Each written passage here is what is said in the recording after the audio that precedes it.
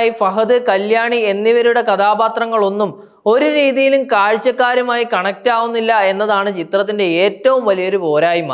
Lal, Vinay fort, Suresh Krishna എന്നിവരുടെ റോളുകളും വളരെ വിചിത്രമായ ക്യാരക്ടർ ആർട്ടിക്കിൾ വാർത്തെടുത്ത ഒരു കഥാപാത്രമാണ്. നോർമലായിട്ട് ആരുമില്ലേ ഈ കഥയിൽ എന്ന് ഇടയ്ക്ക് പ്രേക്ഷകന് സംശയം തോന്നിയാൽ തെറ്റു പറയാൻ പറ്റില്ല.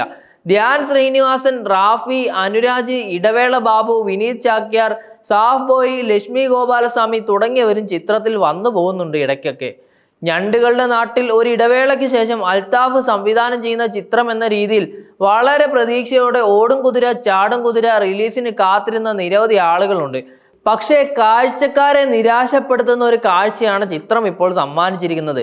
എന്തായാലും ഒരു കാര്യത്തിൽ അൽത്താഫിനെ സമ്മതിച്ചേ മതിയാവൂ. ഫഹദ് ഫാസിൽ, കല്യാണി പ്രിയദർശൻ എന്നിവർ ഇന്ന് കേരളത്തിൽ മാത്രമല്ല മറ്റ് ഇൻഡസ്ട്രികളിലും അത്യാവശ്യം താരമൂല്യമുള്ള അഭിനേതാക്കളാണ്. സിനിമ സ്വപ്നം കാണുന്ന എത്രയോ നവാഗതരായ സംവിധായകർ അവരിലേക്ക് എത്തിപ്പെടാനോ ഡേറ്റ് വാങ്ങിക്കൊടുക്കാനോ കഴിയാതെ കഷ്ടപ്പെടുന്നുണ്ട്. അതിനിടയിൽ ഇത്രയും വിചിത്രമായതും വിരസമായതുമായ ഒരു കൺസെപ്റ്റ് ഈ അഭിനേതാക്കളെ അൽത്താഫ് എങ്ങനെ കൺവിൻസ് ചെയ്തെടുത്തു എന്നത് ആരെയും അമ്പരപ്പിക്കുന്ന ഒരു കാര്യമാണ്.